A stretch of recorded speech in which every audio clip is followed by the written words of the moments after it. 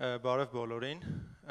մենք այսօր խոսելու ենք էլի AI-ի մասին, AI coding-ի մասին, ու իրականում շատ լավ էր դասավորված բոլոր թոփիկները այսօրվա, որովհետև ես այսօր փորձելու եմ լրացնեմ այն ամենը, ինչ մնացածը ասում էին, էլի ինքը նման է AI ագենտներին, ինչպես կարելի է վերցնել, Jira-ի ticket-ից ստանալ աշխատող PR, ինչպես Հայկը նշեց, ես բայց մի քիչ կփորձեմ ներկայացնեմ իմ սեփական փորձից Service Titan-ում, որտեղ մենք ինքներս AI ագենտներ ենք բիլդանում մեր enterprise scale-ի համար, մեծ թմերի, մեծ production code-երի համար ու կփորձեմ ձեր հարցերին էլ պատասխանեմ մի քիչ իմ տեսանկյունից, թե շատ մեծ code base-երի վրա էս ամեն ինչը ոնց է աշխատում, ոնց է իր cost-ը եւ այլն, ու կփորձեմ մի քիչ այդ կողմից համալրեմ ու կաշխատեմ շատ չկրկնեմ նույն թեմաները։ Նախ մի քիչ բողոքեմ, ոնց որ ես այս պրեզենտացիան արդեն երևի երրորդ անգամ եմ փոխում, որովհետև ամեն օր առավոտը արթնանում եմ, տենում եմ ինչ-որ նոր բան են release արել, որի պատճառով սա պրեզենտացիաս outdated է դարձել, սա Twitter-ն ասում է, որ դու ինչ անում ես, սխալ ես անում ու պետք է լրիվ հակառակ ուղղությամբ անես, որ ասում են, չէ, if you are doing prompt engineering, you are completely wrong։ Ու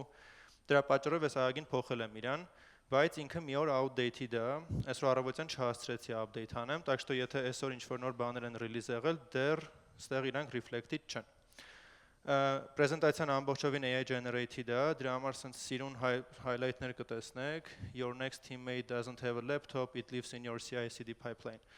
Այս իմ խոսքերը չի, այս AI-ի խոսքերն է, Claude-ի Opus 4.8 մոդելն է, իրան blame արեք, եթե չհավանեք բառերը,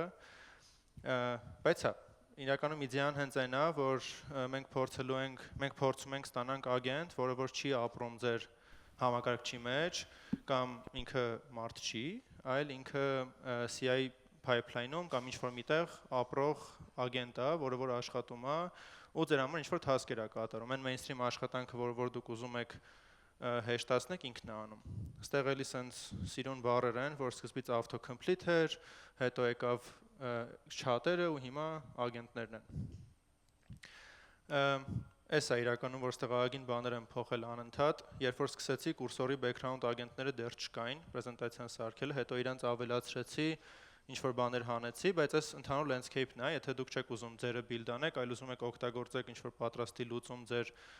ագենտները maintain անելու համար կամ ինչ-որ asynchron ագենտներ ունեն, որոնք ձեր համար աշխատում են ու ինչ-որ գործ են կատարում, այս այդ list-ն է, իրանցից հայտնի օրինակ հենց Amazon-ի Kiron-ը կամ Dev-ինը, ովքեր որ տեն շատ լավ այս գործերը կարողանում են կատարեն, բայց իհարկե ունեն մինուսներ, նախ առաջինը շատ քչերն են, որ self-hosted են թույլ տալիս, իսկ այս AI-ի դարում շատ դժվար է գտնել ինչ-որ company, ում հետ որ կարող ես agreement-ի գալ, որ քո customer data-ն իրանք ոչ մի ձև չեն օգտագործելու, իսկ մեծ corporate company-ների համար ինքը շատ մեծ deal breaker է։ Ու մենք այս վերջին կուբիկի մասին ենք այսօր շատ խոսելու, Cloud Code Action-ը, ինքը Anthropic-ի կողմից տրված official plugin է, որի միջոցով դուք կարող եք GitHub-ում automation-ներ գրել ձեր Cloud-ով, այսինքն պատկերացրեք, չգիտեմ, ունեք ինչ-որ մի հատ mainstream գործ, որը որ երբ որ ձեզ գրում են, Cloud-ը բացում եք, նույն prompt-ը անընդհատ տալիս եք, սպասում եք ինքը աշխատի վերջացնի, PR եք բացում, տալիս եք թիմին, որ թիմը review անի, ու այդ պատկերացրեք, որ անում եք անընդհատ ու ինչ-որ կոնկրետ գործողություններ է, որը որ mainstream է իրանից ներկայացնում, հիմա դա էլ կարող եք ավտոմատացնել, կարող եք այդ ամեն ինչը ոչ թե անել ձեր համակարգչի վրա, որ չգիտեմ, դուք այսօր off եք վերցրեք կամ այսօր չեք աշխատում կամ ուզում եք ձեր ժամանակը կներեք, ավելի լավ բաների վրա ծախսեք, այս գործիքը ձեզ կարա դրանում օգնի։ Եկեք մի քիչ սրանից խոսամ։ Ինքը իրանից ներկայացնում է GitHub workflow, որտեղ կարող եք տալ AI-ին prompt, տալ access-ներ ձեր GitHub-ի repo-ներին, որ ինքը կարողանա PR-ներ բացի եւ այլն, ու թողնեք, որ ինքը աշխատի ձեր repo-ում։ Ինչ տեսք ունի ագենտները, ու երբ որ ասում ենք ագենտ, այս մի քիչ էլ է էլի զարգացել, ու ինքը ուղղակի ագենտ չի, ինքը ագենտների թիմ է արդեն դարձել։ Էլի, այս ոնց են ասում, որ AI-ին չես կարող, չէ, ուղղակի ասես բացես chat-ը, ասես ես ուզում եմ միլիոնատեր դառնամ, make me a millionaire, make no mistakes, ու всё։ Սպասես, որ ինքը պլաններ կգեներացնի, քեզ շատ լավ բաներ կտա ու դու կդառնաս միլիոնատեր։ Ես փորձել եմ չի աշխատում, ամեն օր փորձում եմ, հավատացեք, ամեն առավոտ ասում եմ ինձ միլիոնատեր սարքի, ասում եմ հələ չեմ կարողանում։ Դրա համար տենց կա շատ հայտնի practice, որ AI-ին պետքա փորձեք տակ ինչքան հնարավոր է սուղ, պաշտոն, գործ, որ ինքը կարողանա այդ գործը շատ լավ կատարի։ Ոնց որ մեր էլի ծրագրավորման մեջ shift-ը եղավ, չէ՞, ժամանակին մարդիկ բոլորը ամեն ինչ անում էին, հետո սկսեցինք բաժանվել ավելի փոքր մասնագիտությունների, չգիտեմ, engineering ու DevOps իրարից դրիվ բաժանվեցին, հայտնվեց QA մասնագիտությունը, front-end engineer, back-end engineer, հետո back-end-ը կիսվեց software engineering, data science եւ այլն, որովհետեւ նրա համար, որ մարդը կարողանա experience հավաքի մի ոլորտում, ու այդ ոլորտում շատ լավ կարողանա արդյունք տա։ Ու էլի, որ հիշում ենք AI ոնց է ստեղծվել, ուղղակի վերցրել մեր ամբողջ գիտելիքը ինչ ունենք ինտերնետում, իրանից սարքել են մի հատ large language model, որը որ աշխատում է based on an ամեն ինչ, ինչը որ մենք սովոր ենք եղել անել։ Այսինքն եթե մենք ունենք լիքը article-ներ գրված, չգիտեմ, այս process-ների մասին, AI-ն էլ է շատ սովոր այդ process-ներին։ Հիմա պետքա փորձեք ստեղծեք ինչքան հնարավոր է սուղ մասնագիտական ագենտներ, ու այս ինչ որ ագենտների լուփ է, ագենտներից մեկը օրինակ find bug-ն է, որը QA ագենտ է, ու ամեն ագենտը ունի իրանից ներկայացնում է մի հատ AI ագենտ, որը ունի skill-եր, MCP tool-եր, եւ այլն, cloud code command-ներ, որ ինքը կարողանում է ինչ որ բաներ կատարի։ Օրինակ find bug-ը կարող է ունենա playwright-ին access, ունենա ձեր customer base-ի որոշ քանակին access, չգիտեմ, Snowflake-ից գնա ինչ որ query-ներ կարողանա բերի, DB-ին կարողանա կպնի, անալիզներ անի ու կարողանա բագեր գտնի, կամ էսի հենց կարող էլի մարդը անի։ Հետո պատկերացրեք դուք բացեցիք Jira ticket, էլի կրկնեմ ինչ Հայկն էր ասում, Jira ticket-ը բացում եք, Jira ticket-ը ոնց մարդուն ասային կանեք, ասային եք անում AI ագենտի, ինքը վերցնում է, fix-ը անում, ուստեղ էլի շատ լավ practice է, որ դուք AI-ով test driven development եք անում, որ իրան չեք տալիս հասանելիություն կոդին, ասում եք test-ը գրի, հետո գնա implementation գրի, հետո ինքը նրանով մինչև աշխատի։ Ինքը բացում է PR, մի հատ էլ ունեք առանձին ագենտ, որը PR review է անում, որը որ make sure կանի, որ այդ AI slope-ը ու այդ շատ վատ գեներացված կոդը չի հասնի մարդուն, այլ երբ որ մարդուն դիմենք ու ասենք, որ review արա, ինքը կստանա շատ լավ defined, մաքուր կոդ, որը կարող վերցնի օգտագործի։ Ու ստեղից հետո լիքը կոմփանիներ կան, որ վախենում են առաջ գնալ, որովհետև ինքը ագին ռիսկային է թվում, այդ deployment-ն է, verification-ը ու monitoring-ը, բայց ստեղ էլի շատ հետաքրքիր է, որ դուք կարող եք ձեր AI-ին տալ էլի շատ limited access, շատ limited environment, որտեղ ինքը կարող real deploy անի ձեր bug fix-ը, գնա, էլի կանչի find bugger,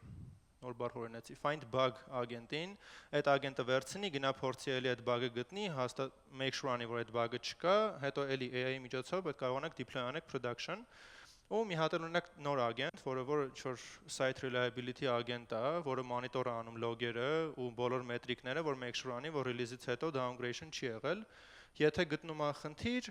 on-call ագենտը, որը որ լոգերին է նայում, սարքում է ticket-ը տալիս է ագենտին ու ագենտը էլի այդ fix-ում է։ Շատ լավ է հնչում, բայց չէ, մինչև բայց-ը։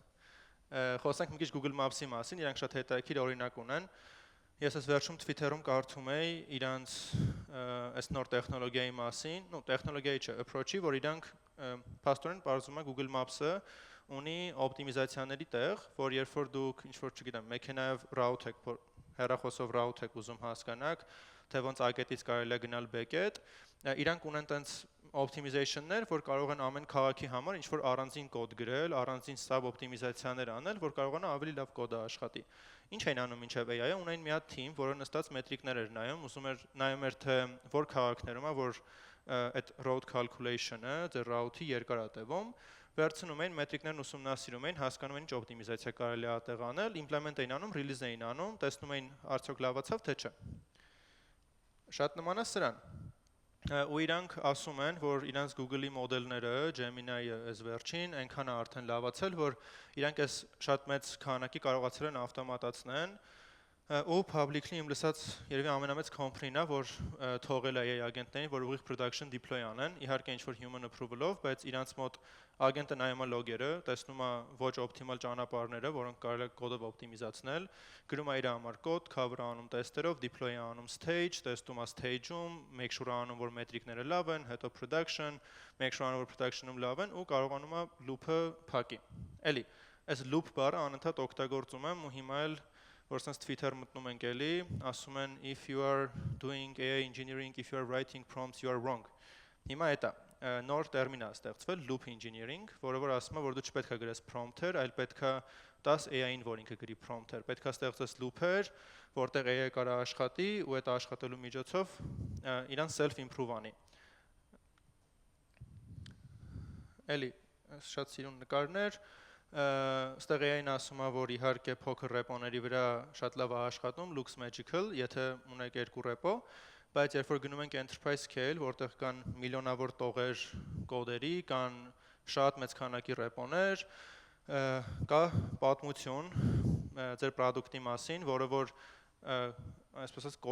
կորել է արդեն, որովհետև այն մարդիկ, ովքեր աշխատել են այդ կտորի վրա, էլ այդ ձեր company-ում չեն, ու այդ մեծ խնդիրն էլ կա, որ ինձ թվում է բոլոր մեծ company-ներում կա չեն, ասես սերվիսներ, որ մեջը կոմենտ է գրած, որ երբեք այս սերվիսին չկպնեք, refactor չանեք, որտեղ ոչ մեկ չգիտի ոնց է աշխատում, բայց աշխատում է։ Երբ որ տենց բաների ես հանդիպում, շատ ավելի դժվար է դառնում AI-ի հետ աշխատելը, որովհետև ցանկացած փուճ ուր տեղ ինքը break է լինում։ Ոնց ես build կանեի այդ fleet-ը այսօր, ես հույս ունեմ շատ չեմ շնչում, չէ՞, կամեր միկրոֆոնի մեջ։ Եթե հա կներեք դրա համար։ Ես ոնց build կանեի այս ամեն ինչը 0-ից, եթե 0-ից սկսեի այսօր։ Ու էլի փորձեմ մեր service title-ի օրինակով բերեմ։ Մենք մեր ագենտների թմին անվանել ենք end-to-end agent, որովհետև իրանց միտքը այն է, որ իրանք end-to-end պետք է վերցնեն ինչ-որ գործ ու իրանք կատարեն։ Ու service title-ն ես համարում եմ մեծ enterprise product, որովհետև էլի մենք էլ ունենք տենց սերվիսներ, որտեղ կոմենտ է գրած երբեք չկպնես ու երբեք չեն կպնում իրանց։ Այդ իմ համար enterprise scale-ի մեծ խուճուճ spaghetti կոդի definition-ն է, էլի։ Ստեղ իմ AI-ը որոշել է, որ պետք է կրկնի, բայց Cloud Code Action, որը որ աշխատում է Cloud Agent SDK-ի հետ, ու GitHub workflow-ների, եթե իրանց հետ ծանոթ եք, իրանք ունեն տենց ագին reachful set բաների, event-ների ու trigger-ների, թե երբ կարա ձեր ագենտը աշխատի։ Ամենահասարակը էդի manual run-ն է, երբ որ իրան run եք անում, ինքը աշխատում է, բայց կան շատ event-ներ, օրինակ երբ որ PR-ը բացվում, օրինակ երբ որ PR-ը բացվում, ուզում եք ագենտը աշխատի ու review անի ձեր կոդը, կամ երբ որ PR-ը merge-վում է, կամ երբ որ ինչ-որ մեկը ձեր ագենտին tag է անում PR-ի վրա եւ այլն եւ այլն։ Այս ամեն ինչի support-ը կա, հետո գրում եք ինչ-որ մի հատ workflow file, էլի իրան գրում եք AI-ի միջոցով, բայց չի գրել իրան ձեռքով, գրում եք AI-ի միջոցով, որ նկարագրում եք թե ինչ automation եք ուզում ստեղծեք, ինքը կանչում է տակից Cloud Code Action-ը, իրան տալիս է ձեր skill-երը, prompt-երը, ձեր API key-ն Anthropic-ի, որ կարողանա ինքը ագենտին միանա, ու ի վերջո դուք ստանում եք որպես արդյունք ինչ-որ PR կամ GitHub-ի կոմենտներ եւ այլն։ Event-ների տեսակները օրինակ այս սրանք են, որ երբ որ նոր PR-ը բացվում, մեկը կոմենտ է գրում կամ PR-ի վրա label են ավելացնում կամ schedule-ը օրինակ չգամ, ամեն օր երկուշաբթի առավոտ 9-ին ինչ որ գործ եք ուզում, որ AI-ը անի ձեր ռեպոների վրա ու չեք ուզում, որ դուք այդ անեք ձեր համակարգչի վրա։ Մինչև այս feedback loop-ին հասնելը ամենահասարակ օրինակը սրա, պատկերացրեք դուք ձեր ռեպոյում ունեք դոկումենտացիա, ձեր կոդի մասին, ձեր պրոյեկտի մասին, ձեր architecture-ի մասին, ու երբ որ ինչ-որ մեկը PR-ը submit անում, ինքը միշտ ձեր դոկումենտացիան մի քիչ drift-ա, չէ՞ լինում։ Ու եթե դուք չունեք մարդ, ով որ այդ ամեն ինչը maintain է անում, ով որ միշտ track-ը պահում, ինչ նոր merge-վեց ու այդ merge-վածը ոնց է ազդում architecture-ի վրա կամ պրոյեկտի վրա, դուք մի քանի ամիս հետո կամ, չգիտեմ, 6 ամիս հետո, կես տարի հետո ունենալու եք խնդիր, որ ձեր documentation-ը շատ drift-id է իրականությունից։ Դրա համար դուք կարող ունենաք մի հատ AI agent, որը որ GitHub-ում է աշխատում, ինքը աշխատում է միշտ երբ որ PR-ը merge-վում master, ինքը կարդում է GitHub-ի diff-ը, տեսնում է թե ինչ կոդ է merge-վել, գնում է ձեր docker-ն է կարդում, գեներացնում է change-երը, minimal change-եր, որոնք որ effect են անում ու ցույց են տալիս, թե ձեր պրոյեկտը ուր drift եղավ, նորից է PR բացում ու տալիս է ձեզ, որ դուք ձեր documentation-ը review անեք։ Այսինքն դուք էլ չեք սպասում, որ ինժեները հիշի, որ պետք է documentation-ը update անի, կամ ինքը իմանա այդ ոնց պետք է անել, կամ դաշը ժամանակ ծախսի դրա վրա, այլ տալիս եք AI-ին բոլոր այդ բաները, ինֆորմացիան, PR-ի description-ն, title-ը, կոդը, Jira-ի ticket-ը, Jira-ի content-ը եւ այլն, սա MCP tool-երով, որ ինքը վերջում ձեր documentation-ը ավտոմատ improve անի։ Եկեք էսել անցնենք context engineering-ի մասին։ 3 գլխավոր տերմիններ, էլի շատ հայտնի RAG-ը, Retrieval Augmented Generation-ը, LSP-ն, Language Server Protocol-ները ու Model Tiering-ները, այս 3-ի մասին խոսելու ենք, այսօր տենց մեջբերում իրանք ինչ են, ոնց որ հերթով անցնենք, սկզբից որ vector search-ի մասին խոսանք, այս RAG-ի բանն է, նախապապն է, նախապապը չէ, RAG-ի մեջ օգտագործվող ամենագլխավոր գործիքը, այդ vector search-ը մարդիկ ինչ որ մի ձև մաթեմատիկոսները հավաքվել են, նստել են միացենյակում ու հասկացել են, որ կարելի է բառերը վերածել վեկտորների, որոնք որ ցույց են տալիս բառի նշանակություն։ Մինչև այն ուղղում չի տեղավորվում, ոնց կարելի է բառի նշանակությունը ցույց տալ թվերով, բայց այդ մաթեմատիկոսներն արել են, ու մենք շատ շնորհակալ ենք իրենց դրա համար։ Ինքը մոտավոր sense տեսք ունի, էլի ոնց է աշխատում, չգիտենք, եթե հետաքրքրական կիմանանք, բայց ինքը պետք չի այս ամեն ինչ անելու համար։ Ոնց է աշխատում vector search-ը, մենք ունենք բառեր, ու բոլոր բառերը ունեն similarity, թե իրանք ինչքանով են նման մնացած բառերին, ու այդ ամեն ինչը հաշվում է մաթեմատիկորեն։ Օրինակ error բառը շատ նման է issue, problem, bug, failure, exception բառերին, չէ, իրանք meaning-ով շատ նման են իրար, բայց օրինակ ինքը նման չի invoice բառին։ Ուստեղ որ նայեք, չգիտեմ, similarity search-ը ցույց է տալիս, որ այսքան հավանական է, որ դու էսել նկատի ունես, այսքան չէ։ Երբ որ մենք օրինակ գնում ենք ինչ-որ մի հատ կայք, ու ուտեղ search ենք անում, միշտ բանա չէ, վատա չէ, որ sense գնում ենք բառը գրում ենք, բայց ինքը չի հասկանում մենք ինչ նկատի ունենք, ինքը պրոստը փորձում է գտնի մենք ինչ ենք ուզում, ու դրա համար ասենք պատկերացնում եք Google անելուց, եթե error բառը գրեինք, ոչ մի article չբերեր, որտեղ ինչ-որ մեկը error-ի փոխարեն issue է գրել։ Դրա համար այս vector search-ն են մարդիկ հորինել, իսկ RAG-ը իրանից ներկայացնում է workflow AI ագենտների համար, որը աշխատում է vector search-ով։ Այսինքն պատկերացրեք, երբ որ ձեր ագենտին պետք է ինչ-որ ինֆորմացիա ձեր բանի մասին, պրոյեկտի մասին, ինքը կարա գնա RAG-ի միջոցով այդ ամեն ինչը քաշի բերի։ Ու ամենակարևորը, էլի, դուք article-ներ ու դոկումենտներ գրելուց տարբերություն չկա, չէ՞, ոնց որ issue կօգտագործեք, թե error բառը կօգտագործեք, դրա համար դուք ստեղծում եք RAG, որ ձեր documentation-ի search-ը շատ ավելի հեշտ աշխատի ու ձեր ագենտները ավելի շատ ինֆորմացիա ունենան։ Այսքան պատմեցի, բայց ինչ խնդիր ունի RAG-ը, նախ էլի եթե խոսում ենք enterprise company-ից, պետք է խոսանք, որ մենք միշտ շատ data ունենք, չէ՞։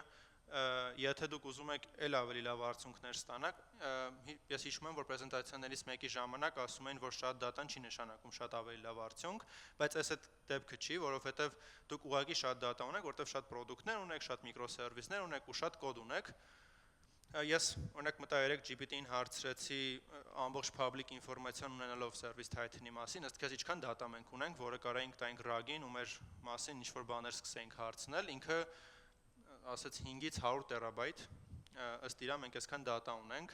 ես չգիտեմ ինչքան ունենք, թե չէ ճիշտը կգրեի, բայց ստեղ ես փորձել եմ հաշվեմ, եթե մենք 4 տերաբայթ data ունենայինք, ու այս 4 տերաբայթը իրականում մեծ է թվում, բայց երբ որ նայում եք, որ դուք չգիտեմ, ունեք մի քանի հազար կոդ ռեպոզիտորիներ, ունեք լիքը դոկումենտացիաներ, ունեք լիքը customer feedback-ներ, այս 4 տերաբայթը քիչ է թվում։ Ու այս 4 տերաբայթ եթե դուք ունենաք այս դատան սարքեք AI համար searchable ու հարմար, դուք պետք է 4362.07 դոլար ծախսեիք, որ մեկ անգամ իրան սարքեիք վեկտորներ, ու հետո այս դատաբազայի maintenance-ը ձեր համար լինելու էր մոտ $25000 ամսական։ Ինձ թվում է շատ է, չգիտեմ դուք ինչ կասեք, բայց ինձ թվում է դատաբազայի համար, AI ագենտների համար շատ դժվար է sense finance ստանալը ու ասել, okay, всё, մենք $25000 ամսական տալիս ենք, որ մեր AI ագենտները կարող են ավելի լավ search անեն, ու սրանք կա լուծում։ LLM maintained knowledge base-ը, ուստեղ մի հատ անուն է գրած, Անդրեյ Կարպատի անունը, ինքը AI-ի godfather-ներից է համարվում, ու ինքը ոնց որ եղել է OpenAI founder-ներից մեկը, հետո դուրս է եկել, գնացել է Tesla-ի AI department-ն ալ lrive drive արել, հետո տեղից է դուրս եկել ու այս վերջերս էլի բում էր եղել, ինքը անցել է Anthropic, ինքը Anthropic-ում lead-ը անում այդ pre-training team-ը, որտեղ մարդիկ բաներ անում, որ ավելի լավ մոդելներ կարողանան ստանան, ու ինքը տենց ագին հայտնի մարդ է, ու ինքը ուներ մի հատ շատ էլի հայտնի Twitter-ի post, իմ այս սաղ սլայդերը Twitter-ից են, եթե ինչ էլ, ես սաղ կարեք Twitter-ից է կարդայք, բայց ես տենց բան եմ արել, join եմ արել, բերել եմ միտեղ եմ իրանց դրել էլի, ինքը մի հատ շատ հայտնի Twitter-ի post ունի, որտեղ ու եկել էլի հետաքրքիր բան իր Twitter-ի մասին, այս վերջերս լիքը AI ստարտափներ հայտնվում են իր Twitter-ի reply-ների մեջ, ինքը մտնում է ինչ-որ հետաքրքիր իդեաներ է գտնում, գրում, որ չգիտեմ, ես ինչը sense կարայինք անենք, sense անենք, լավ լինի, մեկը տեսնում եք 2 ժամ հետո մի 100 հոգի մարդ այդ թեմայով ստարտափ է սարքել ու տարբեր ինչ-որ improvement-ներով, տարբեր բաներով դա սկսում է վաճառել, так что որ search անեք Անդրեյ Կարպատի LLM maintained knowledge base, երևի մի 1000 հատ AI ստարտափ կգտնեք, ամեն մեկը ինչ-որ մի առավելությամբ իրան անում է, մենք խոսելու ենք իր open source տարբերակի մասին, լրիվ անվճար իրան ոնց կարելի անել, ու որ ասում եմ պրեզենտացիան outdated է, այդ կատակ չի անում, 3 գիշեր դուրս է եկել Google-ի կողմից AI knowledge protocol, AI knowledge protocol, կարծեմ IKP, եթե չեմ սխալվում։ Ոշում ինքը նոր պրոտոկոլ է, որով որ AI ագենտները, բոլոր ագենտները ստանդարտիզացված կարան memory ունենան ու կարան knowledge base ունենան իրար համար։ Մենք դրա մասին չենք խոսելու, քանի որ ես չեմ հասցրել այդ ստեղներ առեմ, մենք խոսենք այս հին LLM maintained wiki-ների մասին։ Պատկերացրեք, դուք ունեք էլի լիքը data, այդ data-ն կարա լինի ձեր architectural document-ները, ձեր article-ները, paper-ները, որ ձեր company-ում գրում եք customer-ի feedback-ները, note-երը, կոդերը, Zoom transcript-ները, meeting-ների եւ այլն եւ այլն։ Ունեք շատ մեծ քանակի ինֆորմացիա, որոնք որ ուղղակի դրված են որպես պատկերացրեք markdown ֆայլեր ձեր repository-ի մեջ, ու AI ունի դրանց հասանելիություն։ Ինչ խնդիր ինքը ունի։ Երբ որ AI-ը ուզում է հասկանա, թե ձեր օրինակ ես որ AI-ին ասում եմ service title-ում մենք ինչով ենք զբաղվում։ Ինքը ինչ-որ միտեղից պետք է այդ ինֆորմացիան գնա վերցնի բերի, չէ՞։ Ու ինքը գնում է այդ GitHub-ի docker-ում search անում, ու քանի որ մեր այդ դոկումենտացիան ստրուկտուրիզացված չի, ուղղակի մարդիկ դոկումենտացիաներ են գրել, ինքը շատ ավելի շատ կոնտեքստ է ստանում service title-ի մասին, քան իրան պետք էր տվյալ bug-ը կամ տվյալ խնդիրը լուծելու համար։ Դրա համար մենք ինչ ենք անում, վերցնում ենք այդ սաղ դատան, տալիս ենք մի հատ AI ագենտի, ում ասում ենք, որ դու գրադարանավար ես, վերցնում ենք այդ սաղ դոկումենտացիան ու իրանից սարքում է graph, knowledge base, որը որ մոտավոր sense տեսք ունի։ Այս երևի Obsidian-ի մասին լսել եք, ինքը այտենց գործիք է, որը որ graph-ն է վիզուալիզացնում։ Ես ինչ-որ անիմացիա եմ դրել, որ ավելի ուշադիր նայեք էկրանին։ Այստեղ որ պատկերացնեք ամեն կետը ինքը մի հատ դոկումենտ է ներկայացնում, ու իր այս գծերով connection-ները մյուս դոկումենտներն են, ու դուք ձեր դոկումենտների միջև կապ եք ստեղծում, որ եթե ինչ-որ մեկը գրել է back-end-ի մասին, ինչ-որ մեկը գրել է architecture-ի մասին, ուրեմն այդ երկու դոկումենտները կարան link լինեն, չէ՞ իրար հետ, որ երբ որ AI-ը կարդում է, գիտի որ մի հատ էլ ստեղ sense դոկումենտ կա, որը որ կարա ինքը հետ էլ կարդա։ Ու Այսա մի քիչ խոսանք, թե իրան ոնց կարելի է սարքել, ոնց հետաքրքիր կարելի է անել։ Մի քիչ իմ սեփական knowledge base-ի մասին խոսամ ու AI-ը իրան անվանել է իմ երկրորդ ուղեղ, խնդալու է որ ինքն է իմ երկրորդ ուղեղին երկրորդ ուղեղ անվանում, բայց still իրան ինքը knowledge base-ա կոչվում, որտեղ որ ես ունեմ իմ կյանքի մասին ահռելի քանակի ինֆորմացիա, ու ես հույս ունեմ, ես երբեք leak չի լինի, ոչ մեկ սրան access չի ստանա։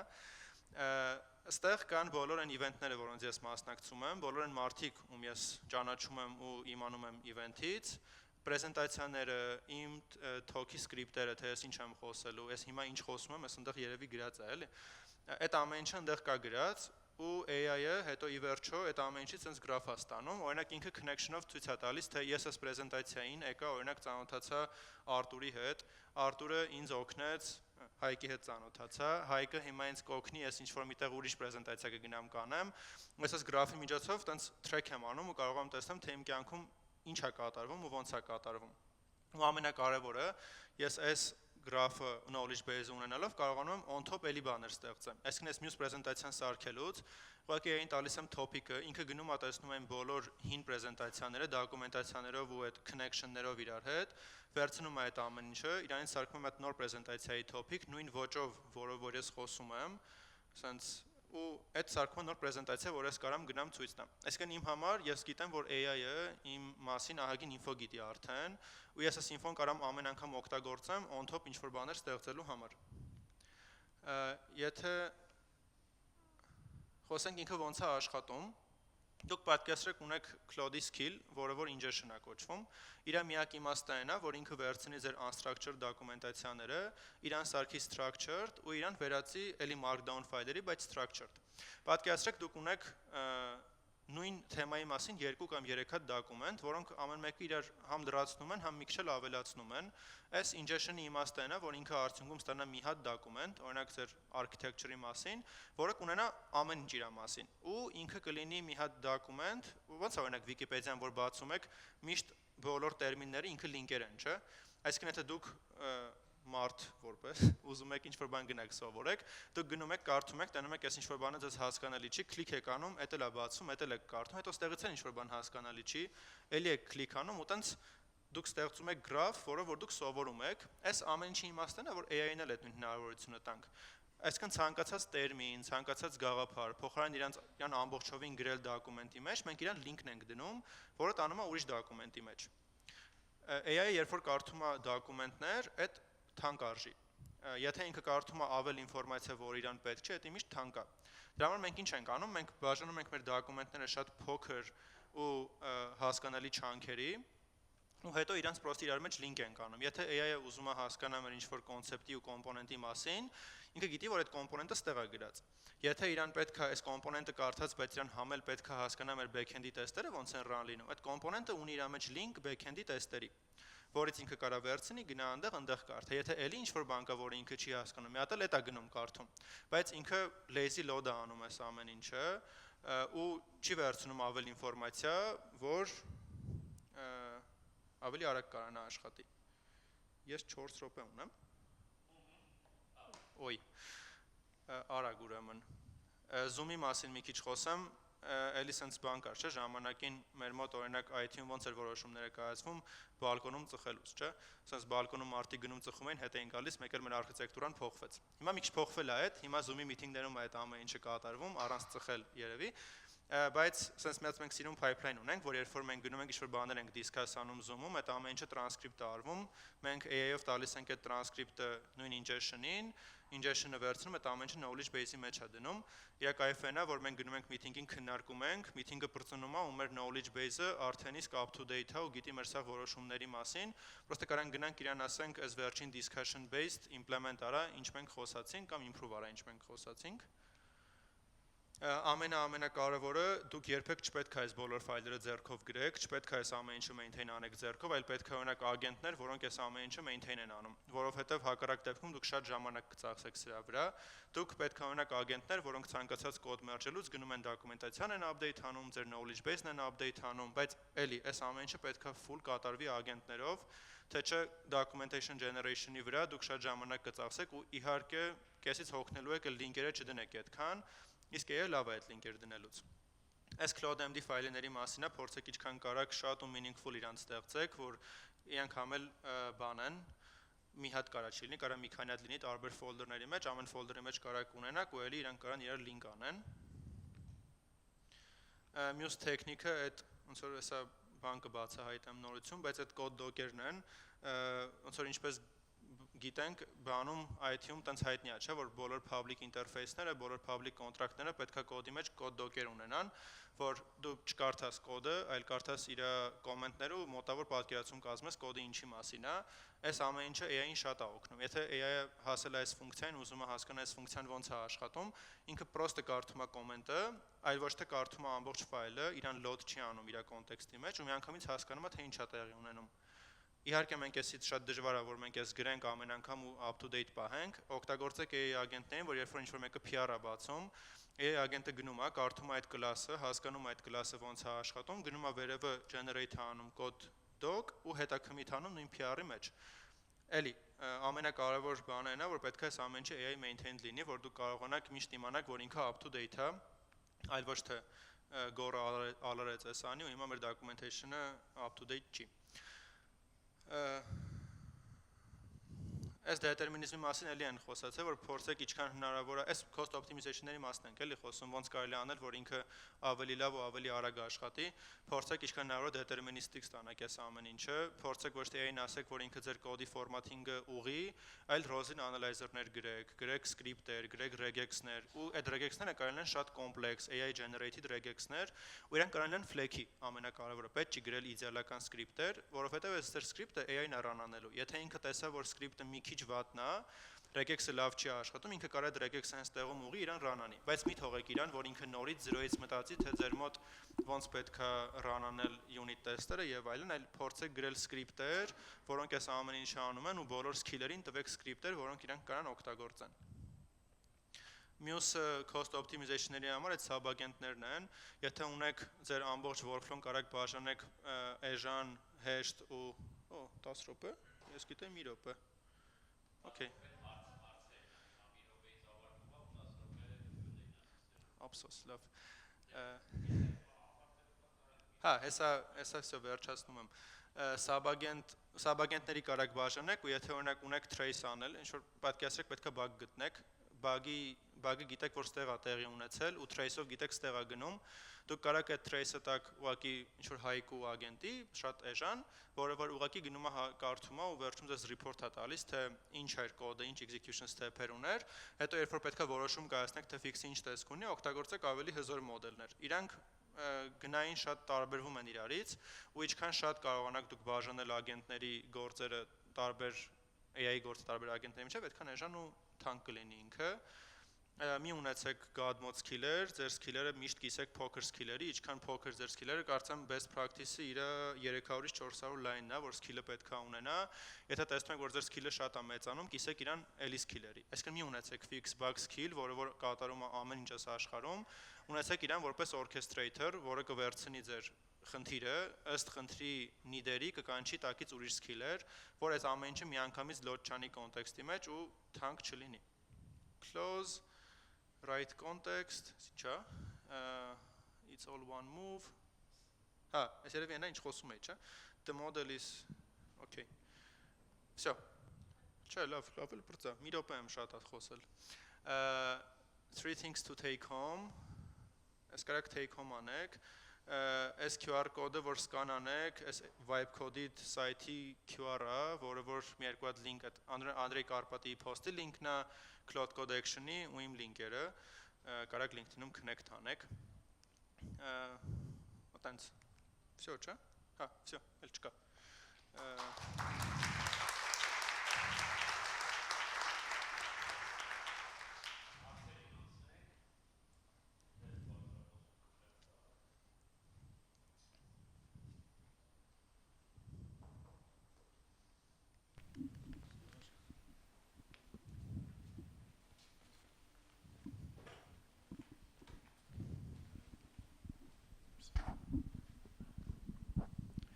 Բարև մերսի հետաքրքիր թոքի համար փորձեմ, եթե կարելի է երկու հարցելի միանգամից տամ։ Առաջինը խոսեցիք ավտոմատացումների մասին, կուզենայի իմանալ լինելով մեծ enterprise company, ոնց եք հասել այն կետին, որ end-to-end flow եք վստահել agent-ներին, այն դեպքում, երբ որ ամենայն հարկանքով շատ փոքր company-ներ չունենալով մեծ ռիսկեր չեն վստահում այդ AI ագենտներին, կուզենայի ինչ հասկանայի ոնց եք հասել այդ կետին, էլի այդ վստահությանը։ Երկրորդը կապված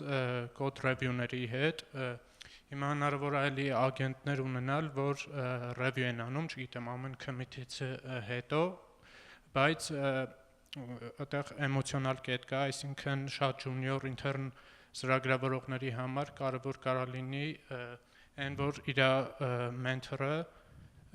review անի իր կոդը ու ինչ-որ feedback-եր տա, ու այդ էմոցիոնալ կետը, այդ ամեն ինչը ոնց եք handle անում ձեր company-ում, մերսի շատ։ Ձեզ էլ, նախ ասեմ, սեն շատ հավես է, ձերքս անդադ ծնգում է, ինչ-որ նոր connection-ներ են LinkedIn-ում ավելանում,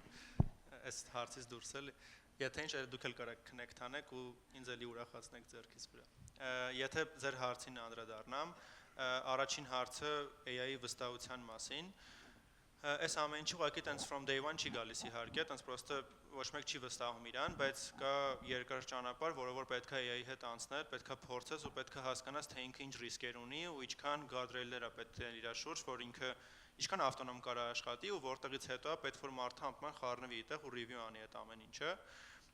Մեր մոտ մենք դրան եկել ենք նրանով, որ մեր company-ում մեզ չեն տվել ոչ մի լիմիտներ AI-ի, մեր բոլոր coworker-ները ունեն unlimited access, որ կարողանան experience անեն, փորձեն ու հասկանան, թե AI գործիքը ոնց է աշխատում ու ինքը տենց սկզբից բան է թվում, որ ոնց ամբողջ company-ն կարա տենց անի, բայց ինքը այնքանով է հավես, որ մենք տենց բուջուր ինտերնալ ու tool-եր ու product-ներ են ստեղծվում, պրոստը ինչ-որ էնտուզիաստների կողմից, որ ոչ մեկի մտքով էդի չէր անցնում, պրոստը ինչ-որ մեկը հավես է ունենում, դնում է մի քանի ժամում արագ AI-ով մի հատ տենց tool-ը vibe code անում, որ ամբողջ company-ն սկսում է ավելի արագ դրա պատճառով աշխատել, ու ինքը մենք ունենք channel-ներ, որտեղ բոլորը share են անում իրանց experience-ը, չգիտեմ, personal experience-ը, Cloud-ի, Cursor-ի, մնացած ագենտների experience-ները, թե դու ինչ արեցիր, ինչ արդյունք հասար ու ինչքանով էր ինքը հավես, մենք ունենք AI tech talk-եր, որտեղ գնում են ու բոլորը պատմում են, թե ինչ հավես կայֆ բան արեցին, հետո դրա մասին պրեզենտացիաներ են ցույց տալիս, ու մենք դες փորձում ենք այն մարդիկ, ովքեր passionate են ու սիրում են AI-ը, մնացածին ցույց տալ, թե ինչ ուրիշ հետաքրքիր use case-եր կա իր մասին։ Եթե երկրորդ հարցին անդրադառնամ review-ների մասին, մեր մոտ AI review-ն ինքը ուղղակի բան է, ինքը polish է անում, ինքը գտնում է ինչ-որ specific bug-եր ու տալիս է մարդուն PR-ը այն state-ում, որ ինքը արդեն մաքուր է, պետք չի իր վրա էլ ժամանակ ծախսել ու ասել օրինակ, վայ գիտես ինչ string մի օգտագործի, գնա ինչ-որ constant value գրի, որ track անենք այս string-ի usage-ը կամ name-of օգտագործի, այդ ամեն ինչ AI comment-ը գրում, cover-ը անում, հետո ի վերջո տալիս է մասնագետին, մարդուն, ով որ իր approval-ն է անում ու review անում ու feedback-ը տալիս։ AI-ը պրոստը այդ մենք հիմնականում կոդ review անելուց մի հատ սկզբից review էինք անում, այն բանը մաքրում էինք, անկապ մասերը, հետո նոր գնում ենք architecture-ն էինք նայում այդ մաքրությունից հետո։ Հիմա մեր մոտ մնացել է երկրորդ կտորը, որտեղ առաջին կտորը AI-ը այդ mainstream-ը cover-ը անում, մենք փորձում ենք ավելի այդ կարևոր բաներում մեր ժամանակը ծախսենք ու էլի junior-ներին feedback տանք հենց դրա միջոցով։ Մերսի շատ։ Ձեզ էլ։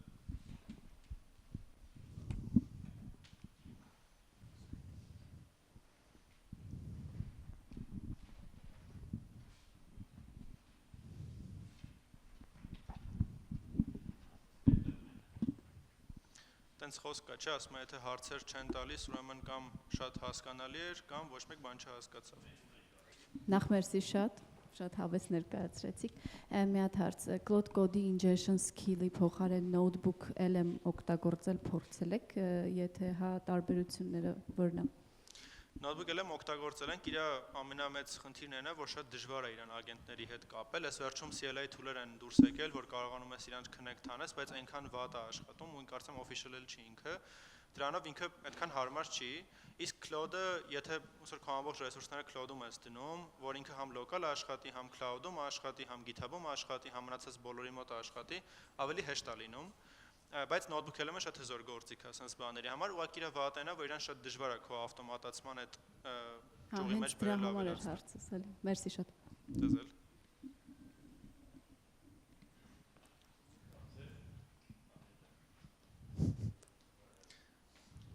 Եթե ինչ է script-ից չի, բայց ինքը իմ հարազատ եղբայրն է, որ այս հարցը տալիս է, այս հարցը բայց չգիտեմ էլի դեռ։ Բարև ձեզ։ Ես ցան տունը չեմ տնում ուղղակի։ Cloud-ը մոտ մի տարի առաջ է, չէ՞ դուրս եկել կոնկրետ Cloud Code-ը ու մի տարվա մեջ արդեն մեծ company-ները sense լավ automation-ներ ունեն։ Մի տարի հետո կամ 2 տարի հետո ինչ ես կարծում մենք ինչ automation-ների հասած կլինենք ու ինչքանով կկարողանանք մարդուն այս loop-ից հանենք ու ավելի կարևոր բաների վրա կենտրոնացնենք։ Դեռևս այն ես շատ եմ սիրում AI-ին, որովհետև ինքը ինձ ազատում է այն mainstream անկապ գործից, որը որ ես պրոստը անում եմ, քանի որ ես մասնագետ եմ, օրինակ չգիտեմ, on-call լինել, գնալ լոգերը անընդհատ նայել, մոնիտոր, այսինքն նույն բանը, որ պետք է անընդհատ անես, ու թողում է, որ ես կենտրոնանամ architecture-ի վրա, coding-ի վրա, այն հետաքրքիր բաների վրա, որի համար որ ես ընտրել եմ այս ոլորտը, բայց ցավոք ոնց որ համել այն մնացած բաներն էլ պետք է անես, չես կարա դրանք չանես, ու ես AI-ը շատ եմ սիրում, որ ինքը մեզ այդ փոճուր բաներից ազատում է ու թողում է, որ մենք ավելի շատ scale լինենք, բայց դեռևս AI-ը շատ լավ գործիք է մարդուն personally scale անելու համար, որ դու կարողանաս ավելի շատ բաներ հիշես, ավելի շատ բաներ հարցնես, բայց still մեկը դու կենտրոնում ես, դու ուղեղն ես, որը որ այդ բոլոր decision-ները կայացնում է, իրեն lead-ը անում, ու էլի ոնց որ հետո այս փոխվի, ինչ որ ավելի հետաքրքիր բաներ դուրս կգան, մենք ինչ որ այնպես կարող ենք կոդ գրել, հետո այդ կոդ գրելը արդեն կդառնա fully automated, decision making-ն էլ կդառնա, մենք ինչ որ ուրիշ բանի վրա կենտրոնանանք, բայց հիմա դեռևս ինքը շատ լավ scaling tool է, որը որ դեռևս քեզ մեջտեղում է դնում։ Մերսի։